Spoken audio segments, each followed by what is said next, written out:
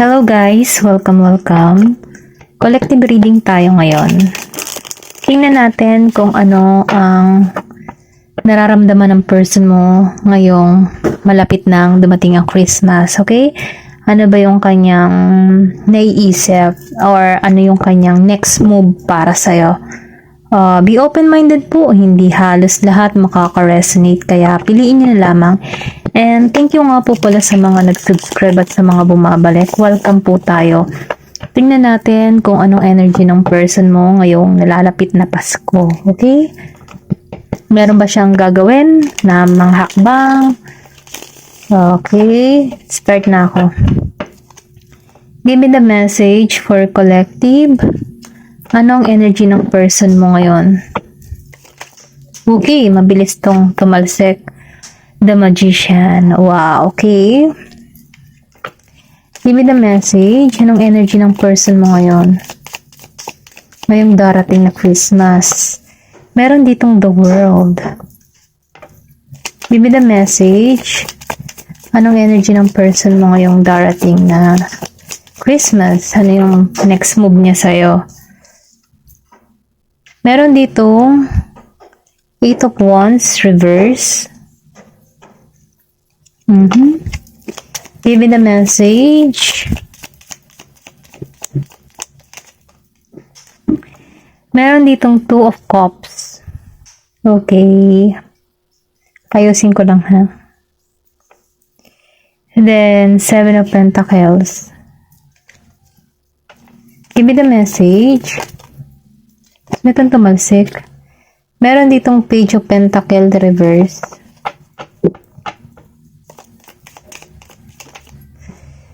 Meron ditong King of Cups reverse. And Ace of Sword reverse. Tingnan natin ang bottom of the deck. Meron ditong 9 of Cups reverse.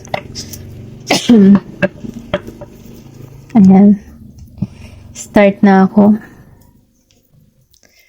Meron kang person dito na Aries, Leo, Sagittarius. Meron ding Scorpio, Cancer, and Pisces. Virgo, Capricorn, and Taurus. Then, Libra, and Gemini, Aquarius. Okay?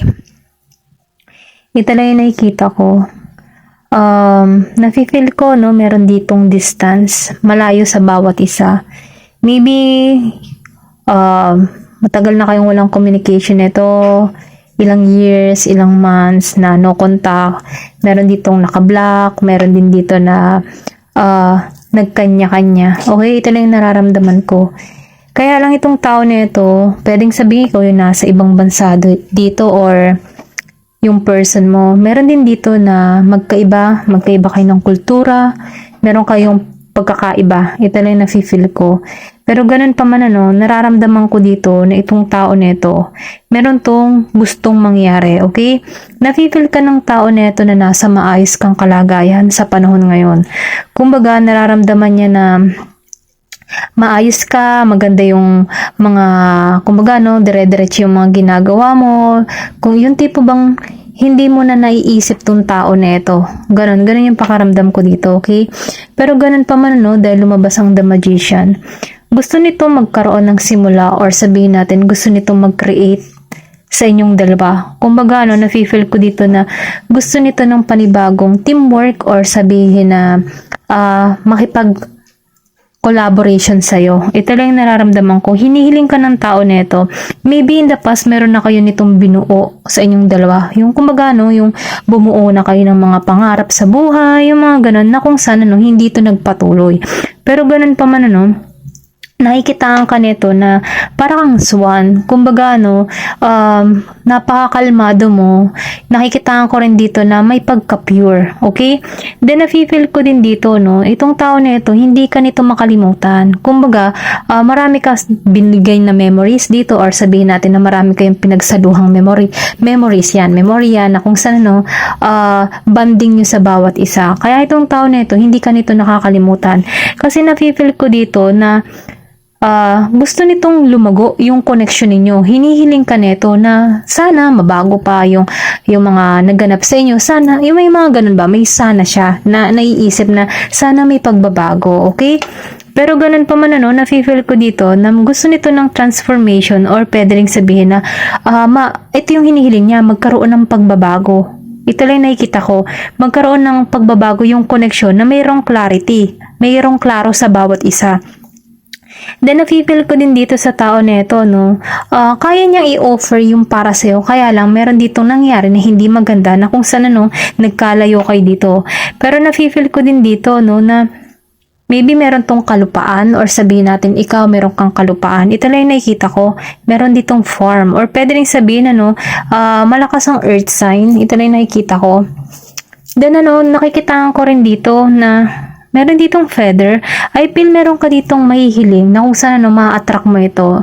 Kumbaga nandun ka sa power, malakas yung power of manifestation mo, na kung saan meron tong hinihiling or pwede rin sabihin, siya yung merong hinihiling dito, na kung saan hawak-hawak na niya yung magic wands, na kung saan hinihiling niya na magkaroon ng pagbabago. Kasi nakita ko dito yung butterfly.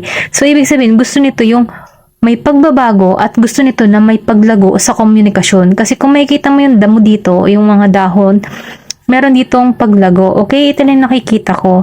Ito yung gusto niya mangyari. Magkaroon kayo ng matibay na pundasyon. Okay, ito na yung hinihiling ng person mo, or pwede rin sabihin, ikaw yung nahiling dito. Okay, ito lang yung nakikita ko.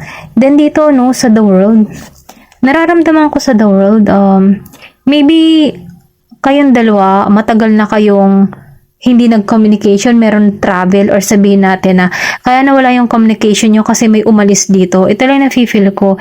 Dahil lumabas ang the world, pwede rin sabihin na may kaibahan kayo, merong magkaiba ng kultura, or sabihin natin na nakikitaan ka ng tao neto na kakaiba. Okay, ito lang na-feel ko. May pagka-divine feminine, or sabihin natin na malakas yung faith mo or yung pagiging mong loyal. Ito na nakikita ko. Meron ditong distance, malayo sa bawat isa. Nakikita ko dito ng pwedeng nakilala mo to in travel, or pwede rin sabihin na online. Okay, ito na nakikita ko. Ganun kayo nagtagpo online kasi may communication, kaya lang malayo sa bawat isa. Excuse me. Nababahing ako, sorry. Ayan, sorry po. Ayan, balik tayo dito sa 8 of Wands. Dahil may the world, then lumabas si 8 of Wands, nararamdaman ko dito na medyo mabagal pa ito, okay? Mabagal pa ang pagtungo nito. Kasi nakikita ko dito na malayo kayo sa bawat isa.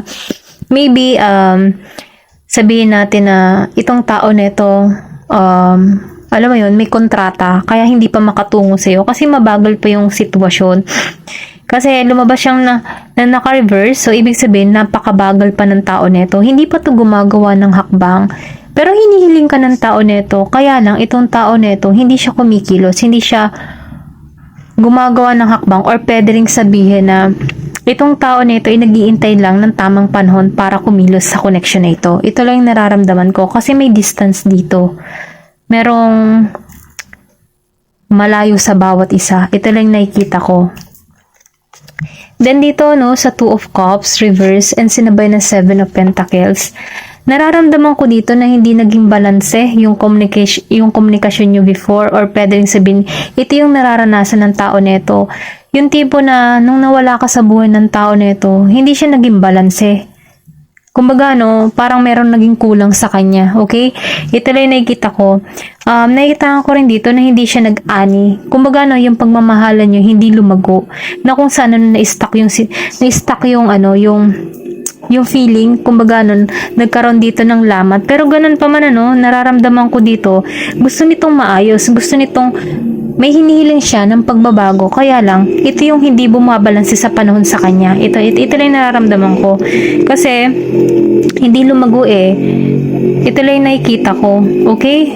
Pero ganun pa man hinihiling ka ng tao nito. Kaya lang, sa panahon ngayon, hindi niya makitaan, yung hinihiling niya ay nangyayari na. Hindi po bang nahiling siya pero hindi pa niya nakikita yung resulta. Kasi medyo mabagal pa yung sitwasyon. Okay?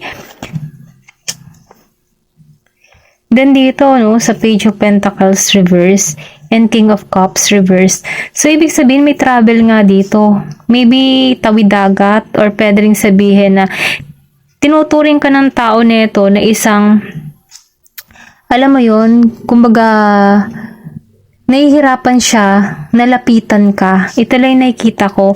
Pero ganun pa man ano, nararamdaman ko dito na naka-stuck to sa sitwasyon. May pagkano siya, yung energy ng tao nito, alam mo yung tipo na hindi niya kayang magdesisyon. Kumbaga, no, kailangan pa payuhan or udyo ka ng mga kaibigan para kumilos. Ganun yung energy ng tao nito. Kasi, lumabas si Page of Pentacles reverse. So, ibig sabihin, hindi pa niya maintindihan kung paano yung gagawin niyang hakbang or hindi pa siya makapagdesisyon. Ayun, ito na yung nararamdaman ko. Nahihirapan to mag-decide kung paano ka puntahan. Kasi, nakalabas siya ng naka-reverse. Pero itong tao nito, I feel na-stalk ka nito, okay? Ini-stalk ka lang nitong tao nito kung anong nagaganap sa buhay mo. Kasi yung mensahe dito, hindi makapasok sa'yo. Ito lang yung nararamdaman ko. Nagmimensahe to, pero hindi mo ma-receive ang message ng tao nito. Kasi, walang pagkilos eh, okay? Dahil lumabas si 8 of Wands reverse, hindi to mabagal ang pagkilos ng tao nito. Dahil lumabas si King of Cups reverse, so ibig sabihin wala tong kakayahan or wala pa siyang pundasyon para iharap ang sarili niya sa'yo. Ganon ko to nararamdaman. Maybe nahihiya siya sa'yo sa nagawa niya sa'yo or sabihin natin na, alam mo yun, kasi bato to eh. 'Di ba? Bato are. Pero dahil lumabas siya ng naka-reverse, wala siyang lakas ng loob na tumungo sa'yo. Okay? Ito lang yung nakikita ko. Meron siyang mensahe or pwede rin sabihin, nagdadalawang isip siya na bigyan ka ng message or batiin ka ngayong Christmas. Okay? Nahihiya siya. Ito lang yung nararamdaman ko. Dahil lumabas si Ace of Swords, reverse. Ikaw yung susi sa puso ng tao nito, pero dahil lumabas siyang naka-reverse, hindi ka nagbibigay ng hudyat or hindi ka nagbibigay ng sign para rito. Kumbaga nakikitaan ko dito na wala siyang makita na konting sign para sa'yo na para mag-attempt tong tao nito lumapit sa'yo. Kasi nakikitaan ko dito maybe hindi ka nagbibigay ng hindi ka nagpo-post or hindi ka nagpaparamdam. Yung tipo bang wala ka man lang ka-sign na paudyok sa kanya. Yung tipo na maybe yung Facebook mo hindi ka masyadong nagpo-post or sabihin natin na walang ganap na nangyayari sa'yo. Kumbaga ginawa mong private lahat na nangyayari sa'yo. Ito lang yung nararamdaman ko. Kaya itong tao nito, walang makita kung anong nagaganap sa buhay mo. Ito lang yung nakikita ko, naka-private ka dito. Okay? Tingnan pa natin kung ano pa yung mga mensahe.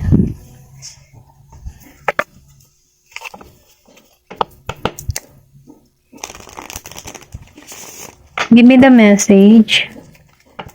Ano yung kanya pang nararamdaman? Ito, playfulness. Lumabas ang playfulness.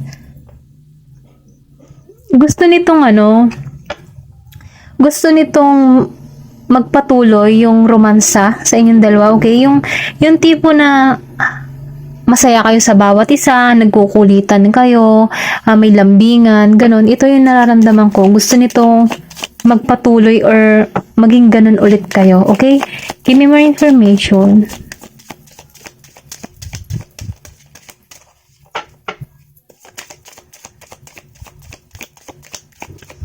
Gusto nitong tumalsik. Flirt. O, diba? Playfulness and flirt. Gusto ko nitong landiin or gusto nitong mabuhay muli yung init sa inyong dalawa. Yung init ng connection. Okay? Maybe pwedeng tukso-tuksohin ka rin para ma-attempt ka na mag-message sa kanya or pwede rin sabihin na ito yung iisip niyang plano, yung tukso-tuksohin ka, asar-asarin, ganun ba? Meron dito na this could be the one. So, ibig sabihin na nakilala mo na yung romantic kong partner para sa'yo, okay? Kilala mo na to. Give me more. Ay, sorry. Ang daming, ito na lang. Dahil lumabas ang dalawang nakaharap. Meron ditong passion. Matindi yung nararamdaman ng tao nito. Kumbaga, sinasabihan ka dito na Hayaan mo yung puso mo ang magpasya, okay? Para maging masaya ka. Kasi itong tao na ito, iba pa rin yung nararamdaman sa iyo. Okay? Meron pa rin tong init or alab sa kanyang katawan para sa iyo, okay? Kumbaga hindi nawawala yun, yung nararamdaman niya sa iyo, yung spark, or pwede ring sabihin nakakaramdam to ng tension kapag nakikita ka niya, iba yung nararamdaman niya, okay? Then dito, no, forgiving and learning, gusto nito ng kapatawaran at na marami siyang natutunan sa connection na ito. Gusto nitong maghilom yung connection, kumbaga, no, mabago na muli, okay? Kasi ito yung hinihiling niya eh. Gusto niyang mabago muli yung connection, gusto niyang maayos muli yung connection. Kumbaga, no, magkapatawaran na. Ganun yung gusto mangyari na ito. Tingnan natin kung ano pa yung mas malalim na mensahe na gusto niyang iparating sa'yo, okay? Natuto to sa'yo. Ito na yung nafe-feel ko. Kasi kung makikita mo dito, ito yung mga naiisip niya eh. Ibalik yung yung romansa para sa inyong dalawa, yung kulitan, playful na, yung may playfulness, ganyan. Yung para ba mabuhay muli, yung kiligin, ganyan. Tingnan pa natin kung ano pa yung mensahe. Ano pa yung mensahe niya para sa'yo? Oh, ito, lumabas to. Meron dito, finding out the truth, crush me. So, ibig sabihin nung nahanap mo yung katotohanan, ito yung gumuho, or dito gumuho yung mundo niya, okay? Kasi, na-booking mo na eh. Maybe meron ditong nangyari in the past na kung saan nagkaroon kayo ng bookingan or nahuli mo siya, okay? Na kung saan dun nagsimula yung yung pagguho niya. Ito yung nararamdaman ko. You came closer than anyone. Nafe-feel ko, no, sa lahat ng mga nakarelasyon niya, sa iyo siya nagkukwento ng mga nangyayari or nagaganap sa kanyang buhay, magaan ang loob niya, kumbaga no, wala siyang tinago sa'yo about sa mga experience niya in the past, sa kanyang buhay, or yung kanyang pag-uugali, labas na talaga sa'yo, okay? Nafe-feel ko na comfortable siya sa'yo, okay? Then, I know I was a distraction from your pain. Alam ng tao nito na magiging siyang distraction para sa'yo dahil nagbigay siya ng lamat sa'yo. So, ibig sabihin, maybe siya na rin yung umiiwas or alam niya na nasaktan ka ng tao nito, okay? Ito lang yung nakifeel ko. Give me more information. Alam niya siya yung naging dahilan kung bakit ka nasaktan. We will be together again. Ito yung sinabi niya, magigirin kayo, magsasama din muli kayo, okay? Then dito, no, I bury myself in work to forget you. So, sinasabi dito, no, nagtutuon siya sa pagtatrabaho niya, okay? Nagpapaka-busy siya, kumbaga dibdiban siya sa kanyang trabaho para makalimutan ka niya, okay? Kumbaga, no, nagi ka rin ditong aral sa tao nito, okay? Maybe tuminuto dahil sa'yo. At dahil doon, nakikitaan ko dito na mas pinagtuunan niya yung trabaho niya. Yung pagiging mabuti niyang tao, ganon. Tingnan pa natin kung ano pa yung mensahe. Give me more information. Meron ditong, I am not available. Hindi daw siya available ngayon. Maybe dahil nasa trabaho siya, or pwede rin sabihin na nagpapaka-busy siya. I left you before you could leave me. Kumbaga, no, mas inunahan kanyang alisan kasi ramdam niya na baka iwanan mo siya. Ganon. Ito rin nakikita ko, no. Takot siya. Maybe meron siyang experience in the past na kung saan, hindi naging maganda yung past relationship niya before bago kanya makilala. We need to let each other go. So, sinasabihan ka dito, no, na kailangan nyo na mag-separate or kailangan nyo nang pakawala ng bawat isa. I feel you leaving me behind. Kasi ramdam niya na iiwanan mo siya. Okay? Ito lang nakikita ko. Ito lang yung gusto niyong sabihin sa'yo. Okay? Hanggang dito na lang po. Thank you for watching. Love and peace. Thank you for watching Glow and Peace.